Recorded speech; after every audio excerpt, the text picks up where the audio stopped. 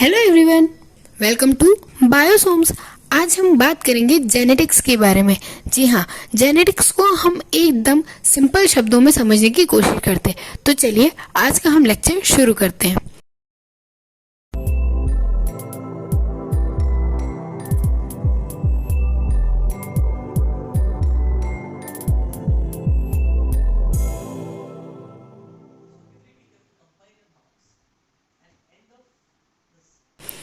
पहले हम डेफिनेशन जान लेते हैं कि जेनेटिक्स होता क्या है। आपने हमेशा देखा होगा कि जिस प्रकार का एनिमल है उसके बच्चे भी उसी प्रकार के होते हैं। जैसे हमेशा ह्यूमन से ह्यूमन का ही बर्थ होता है, काऊ से काऊ का बर्थ हो रहा है, डॉग से डॉग का, और ये लगभग एक जैसे दिखाई देते हैं। कई बार आपने देखा होगा फादर और सन लगभग एक जैसे दिखाई दे रहे हैं। कुछ समय बाद उनको पहचानना भी मुश्किल होता है। कभी कभी हम कह देते हैं, अरे तुम तो पूरे अपनी मम्मी जैसे दिखते हो, ये तुम्हारी आंखें तुम्हारी पापा जैसी हैं। ये सब आते हैं जीन्स की वजह से। जी हाँ, जीन्स एक ऐसे सब्सटेंस है, या ऐसा कहा जाए ऐसे सेगमेंट्स हैं डीएनए के जो कि एक स्पेशल टाइप की इंफॉर्मेशन को कैरी करते हैं। इंफॉर्मेशन यानी कि जो कुछ कैरेक्टर को बनाएगा, और ये एक जनरेशन से दूसरी जनरेशन ट्रांसफर होते हैं, यानी कि एक पीढ़ी से दूसरी पीढ़ी में जाते हैं, जिसे हम हेरिडिटी कहते हैं। ऐसी जीन की स्टडी करना और इस हेरिडिटी इंफॉर्मेशन के बारे में जानना ही जेनेटिक्स कहलाता है। इसको और सीधे से शब्दों में हम बात करें तो जेनेटिक्स यानी जीन की स्टडी, या फिर ऐसे कैरेक्टर्स की स्टडी जो कि एक पीढ़ी से दूसरी पीढ़ी तक ट्रांसफर हो रहे हैं, उसे हम जेनेटिक्स कहेंगे। मेंडल को जेनेटिक्स का फादर कहा जाता है, या हम कह सकते हैं कि मेंडल ने ही इन्वेंट किया था जेनेटिक्स को। मेंडल ने कुछ एक्सपेरिमेंट किए थे और उससे ये इन्फॉर्मेशन निकाली थी कि हर एक स्पीशीज में कुछ कैरेक्टर्स का ट्रांसफर एक जनरेशन से दूसरी जनरेशन होता है, यानी कि अपने फादर से सन में और मदर से डॉटर में, या मदर से सन में। और इन कैरेक्टर्स को देखने के लिए, उनको एक्सप्लेन करने के लिए उन्होंने अपना एक्सपेरिमेंट पी प्लांट पर किया। अब यही पूरा मेंडल का एक्सपेरिमेंट और उनके बारे में इंफॉर्मेशन हम स्टोरी के फॉर्म में सुनते हैं। एक्चुअल में मेंडल ने अपने सारे एक्सपेरिमेंट की एक थीसिस बनाई थी और उसे सबमिट किया था, बट उस टाइम पर उन्हें उस चीज़ के लिए रिकॉग्निशन नहीं मिला। कई साल बाद जब इसी जेनेटिक्स पे यानी कि कैरेक्टर्स पर जब वर्क हुआ, तब उन्हें फिर से रिकॉग्निशन मिला, यानी कि मेंडल को अपने काम पर उस टाइम रिकॉग्निशन नहीं मिल पाया या उन्हें पहचान नहीं मिल पाई।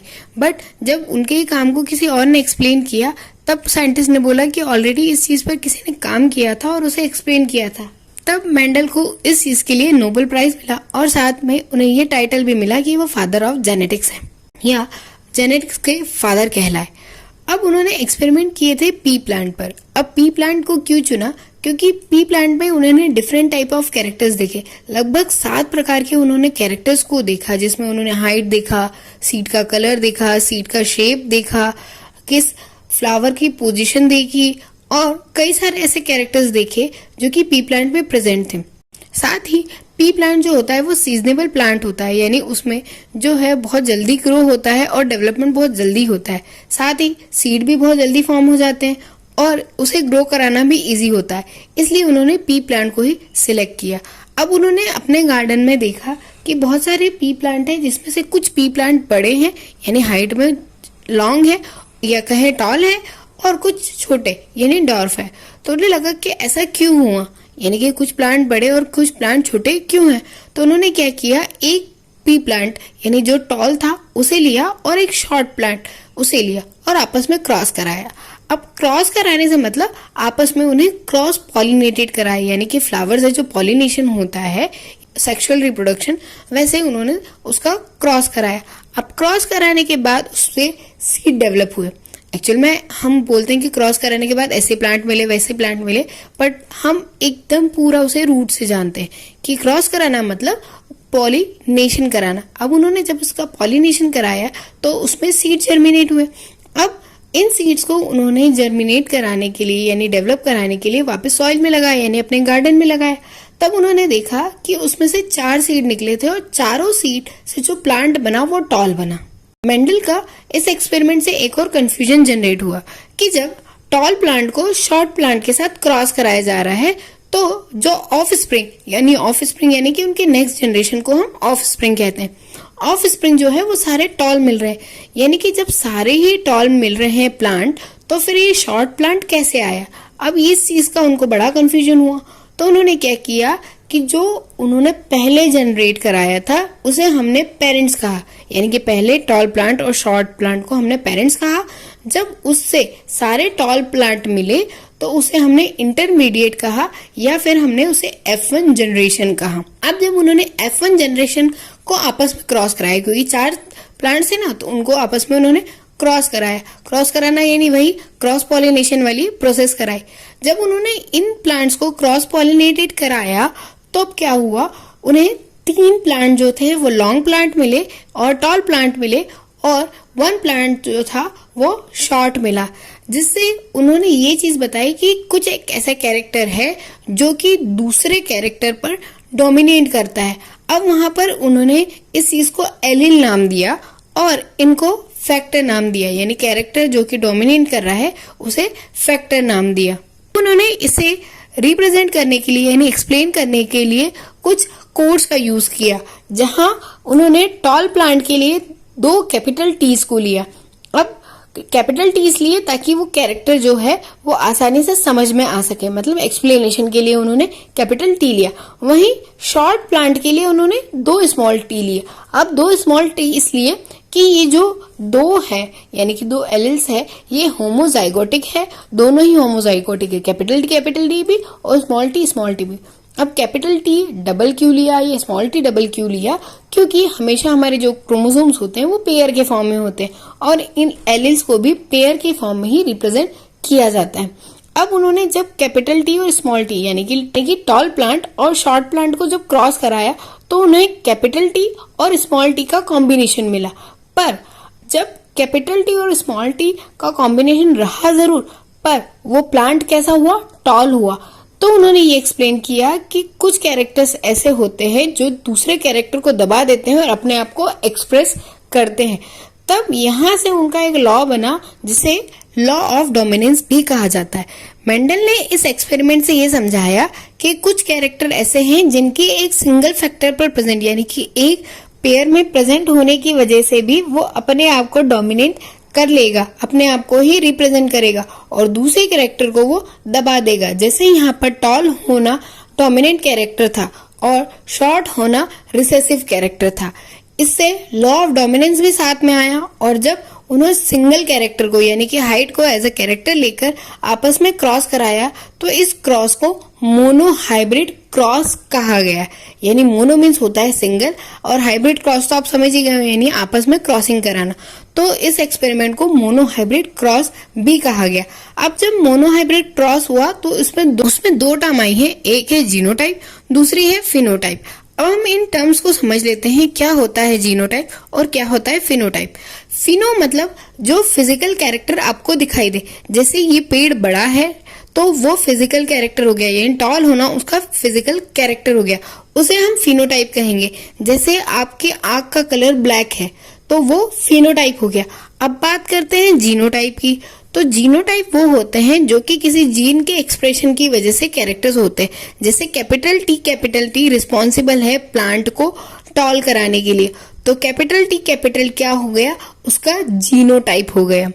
अब जीनोटाइप भी 2 टाइप के होते हैं, एक होते हैं होमोजाइगोटिक और दूसरे होते हैं हेट्रोजाइगोटिक।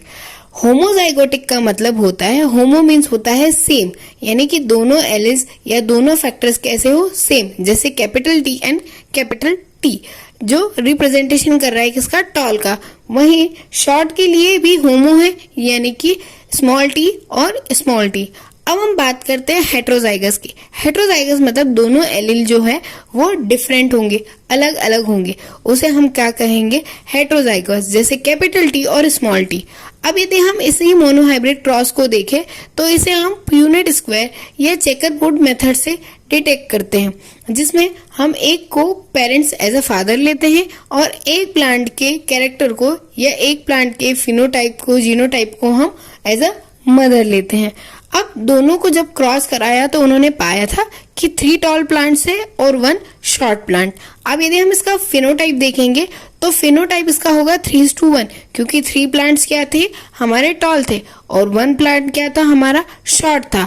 बट अब जब हम इसके जीनोटाइप पे जाएंगे तो आप देख रहे हैं कि एक कैपिटल टी है, एक स्मॉल टी और स्मॉल टी है और 2 कैपिटल टी और स्मॉल टी है।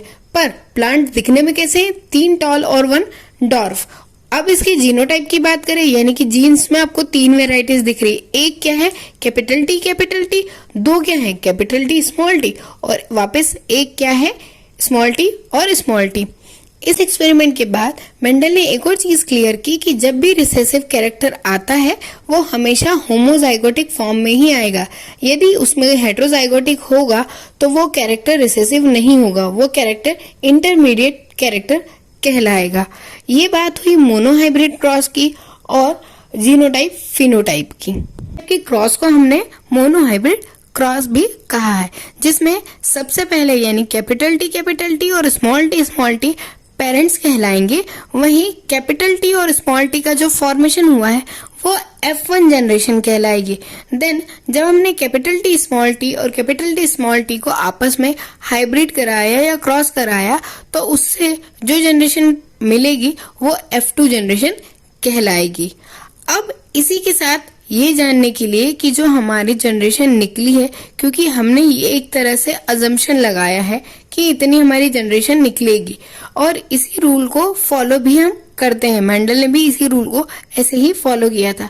अब इसमें ये पता करने के लिए कि एग्जैक्ट सही पेरेंट्स के साथ ही क्रॉस हो रहा है, यानी कि यह ऑफ स्प्रिंग इन्हीं पेरेंट्स के हैं, ये जानने के लिए एक टेस्ट लगाया जाता है जिसे कहते हैं टेस्ट क्रॉस और बैक क्रॉस। जब इंटरमीडिएट कैरेक्टर को किसी पेरेंट कैरेक्टर के साथ हाइब्रिडाइज कराया जाए या रिसेसिव कैरेक्टर के साथ हाइब्रिडाइज कराया जाए इंटरमीडिएट कैरेक्टर को और वहां रेशो 1:1 का मिले, तब ये कंफर्म होता है कि हाँ जो हमारा क्रॉस हुआ है वो कम्प्लीटली सही हुआ है। तो ये मोनोहाइब्रिड क्रॉस की। अब इसी प्रकार उन्होंने डाई हाइब्रिड क्रॉस भी किया। अभी केवल उन्होंने एक कैरेक्टर को लिया, बट डाई हाइब्रिड क्रॉस में उन्होंने 2 कैरेक्टर को लिया, जिसमें उन्होंने सीड का शेप लिया और प्लांट की हाइट ली। तो हाइट के लिए हमें ये बात पता थी कि हमारा जो टॉल है वो कैरेक्टर डोमिनेंट है और शॉर्ट जो कैरेक्टर है वो रिसेसिव है। अब यहाँ पर जो राउंड है, यानी कि जो पी का शेप है वो राउंड है, वो डोमिनेंट है, और जो रिंकल्ड है वो रिसेसिव कैरेक्टर है। बट डाई हाइब्रिड क्रॉस से मेंडल ने ये चीज क्लियर की कि कुछ कैरेक्टर इंटरमीडिएट कैरेक्टर भी बनेंगे, जिसमें दोनों का डोमिनेंट होना जरूरी नहीं है। एक डोमिनेंट और दूसरा कैरेक्टर रिसेसिव होकर भी आपस में कंबाइन हो सकते हैं। उसे उन्होंने डाई हाइब्रिड क्रॉस कहा। अब डाई हाइब्रिड क्रॉस में उन्होंने 2 कैरेक्टर को लिया, जैसे हमने पहले बात की कि सीड के कलर को या शेप को और प्लांट की हाइट को। वैसे जो डिफरेंट कैरेक्टर्स है पी प्लांट के वो आपस में लेकर भी हाइब्रिड कराया जा सकता है। तब जब उन्होंने डाई हाइब्रिड क्रॉस कराया तो उन्हें 16 नए ऑफ स्प्रिंग्स मिले। अब उस 16 में जो रेशियो था फिनोटिपिकली वो था 9:3:3:1, यानी 1 जो है वो दोनों रेसेसिव कैरेक्टर्स इसमें थी। बात कर ली मोनोहाइब्रिड और डाई हाइब्रिड क्रॉस के बारे में। अब हम बात करेंगे इनकम्प्लीट डोमिनेंस पर। अभी तक हमने बात की डोमिनेंस पर, मतलब एक कैरेक्टर ऐसा है जो कि डोमिनेट करेगा। अब हम बात करते हैं इनकम्प्लीट डोमिनेंट की। इनकम्प्लीट डोमिनेंस का यहाँ मतलब है कि कम्प्लीटली एक कैरेक्टर दूसरे कैरेक्टर के ऊपर एक्सप्रेस नहीं हो, उसके अलावा वो दूसरा कैरेक्टर को रिप्रेजेंट कर रहा है, जिसमें हमने इनकम्प्लीट डोमिनेंस कहा, क्योंकि उसका अपना पूरा कोई भी कंप्लीशन या रोल इसमें नहीं है। जिसमें हमने एक तरफ रेड कलर का फ्लावर लिया और दूसरी तरफ व्हाइट कलर का।